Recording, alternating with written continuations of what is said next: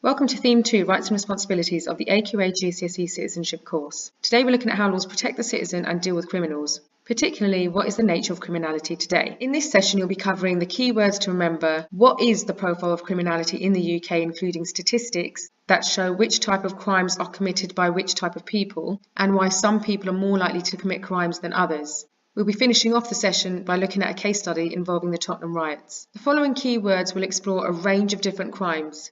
You do need to know about the different types of crimes that exist. You may know a lot of these already. Violent crime. This is violence against the person, which can range from murder, manslaughter, or a knife attack to common assault. Robbery. This is an offence in which force or threat of force is used either during or immediately prior to the theft or attempted theft. So for it to be robbery, force doesn't necessarily need to be used, but a threat of force is sufficient enough. This must exist either during a theft or immediately prior to the theft, or even attempted theft. Sexual offences and intimate personal violence. Under the Sexual Offences Act 2003, these are recorded as two groups. Rape. A person commits rape if A.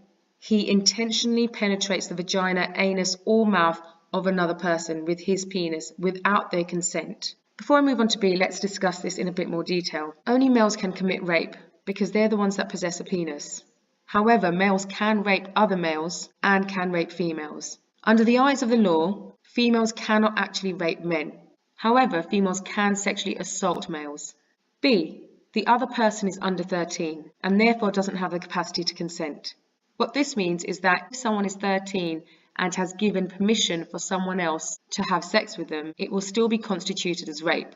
This is because the law believes that a 13-year-old or anyone younger has not got the capacity to consent. Sexual offences and intimate personal violence also include other sexual offences. This refers to all other sexual acts not covered in the definition of rape. So this includes sexual assault.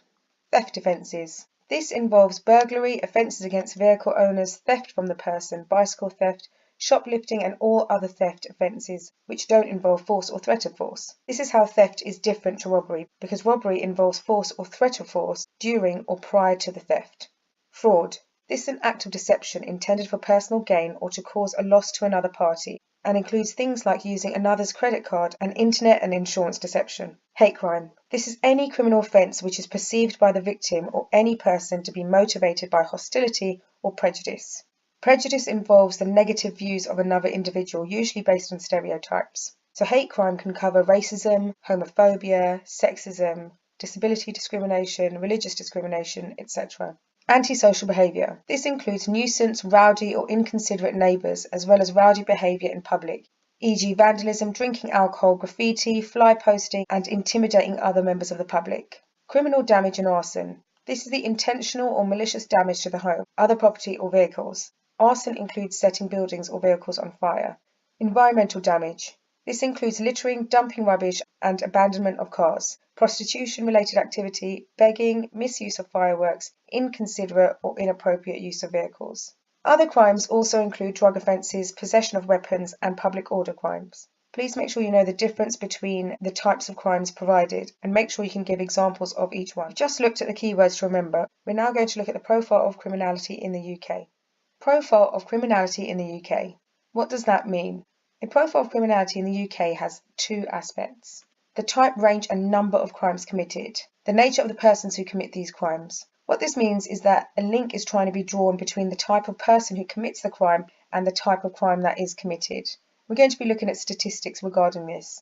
There are many factors why someone may commit crimes. These include environmental, social and psychological reasons. And we'll look at this in a bit more detail using the 2012 report. It was a government report called Prisoners' Childhood and Family Backgrounds, and it looked at the past and present family circumstances of 1,435 prisoners. These prisoners were sentenced in 2005 and 2006. Here are the findings. Just be aware that there are a lot of statistics, and you do not need to know the statistics inside out.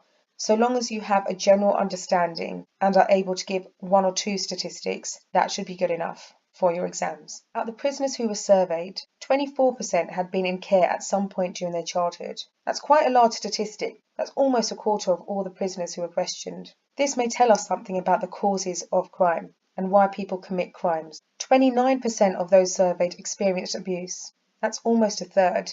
41% of those questioned had observed violence in their childhood home. Again, a huge percentage, giving us an idea of why some people may commit crime. 37% of those surveyed had family convicted of crimes. 18% of them had a family member with an alcohol problem, and 14% of them had a family member with a drug problem. These are higher percentages than the national average, which may lead to some of the reasons why certain people commit crimes and others don't. 59% of those questioned had truanted, also known as bunked, school. This is over half of those who were questioned. 63% had been suspended or temporarily excluded from school. Again, much more than half of those questioned. 42% had been permanently excluded from school. This is a very big percentage, particularly when compared to the average percentage of students who are permanently excluded from school. So far, we've seen the impacts of family backgrounds as well as education, attainment, and engagement in schools in relation to committing crimes. Now we're going to look at gender and sex. The percentage of females sentenced by the court in the UK was 24%. The percentage of males sentenced by the court in the UK was 76%. Those who committed theft as a first-time offence for female prisoners was 15%. However, those who committed theft as a first-time offence for male prisoners was 9%. So theft is more likely to be a first-time offence for female prisoners than it would be for the male prisoners. 5% of the prison population is actually females, which means 95% of the prison population are males. The types of crimes females and males commit can also be very different. For example, a male is more likely to commit crimes such as murder, rape, and other sexual offences. We're now moving on to age groups and the impact age has on crime and the types of criminal acts committed. 50% of robberies are committed by under 18-year-olds. 33% of burglaries are committed by under 18-year-olds. In terms of total offences, so all of the different offences added up together, under 18-year-olds are responsible for 23% of those. As you can see, there's a range of different statistics in relation to age, sex and gender, education background, and family life. All of these factors can impact on an individual and the likelihood of them to go on and commit crimes, as well as the type of crimes they would commit. We've just looked at a range of statistics covering the profile of criminality in the UK. We're now going to move on to look at a case study involving the Tottenham Riots. The Tottenham Riots in 2011 occurred between 6th and 11th of August, when thousands of people rioted in several London boroughs and in cities and towns across England. The resulting chaos generated looting, arson and mass deployment of police and resulted in the deaths of 5 people. Peaceful protests started in Tottenham, following the death of Mark Duggan, a local man who was shot dead by police on the 4th of August. It's worth noting that these peaceful protests were actually conducted by Mark Duggan's friends and family and local residents in the Tottenham area. However, these peaceful protests turned violent and were not the intention of the family and friends and the local residents who were peacefully protesting in Tottenham. This violence conducted by others led to nationwide riots. Many argue that those who were involved in the rioting were not doing it for the death of Mark Duggan, but were taking advantage of the situation, which enabled them to go and rob stores, steal from others, and commit other crimes. The riots lasted a few days. After they were over, the law dealt with the rioters harshly to prevent something like this from happening again. Government figures show that 13% of those arrested were in gangs, that 42% of those charged were white, 46% black, 7% Asian, and 5% classified themselves as other. 90% of the rioters were male. Approximately 50% were under 21, 5% were aged 40 or above, 35% claimed out-of-work benefits, whereas the national average of those claiming out-of-work benefits is 12%. So you can see that this statistic of 35% is almost 3 times as much as the national average. Like I've said in previous videos, you can use a case study and apply it to both papers and a number of citizenship topics. So in regards to paper 2, you can apply it to the nature of criminality under the rights and responsibilities topic. Under paper 1, the politics and participation topic, you can explore this as a method of taking action and the fact that riots are illegal and unsuccessful. The reason why it's unsuccessful is that those who are involved in the riots end up doing so because they're taking advantage of the situation and not doing it for the issue. Also, rioting is illegal, which means that those who are involved in the riots are given very harsh sentences.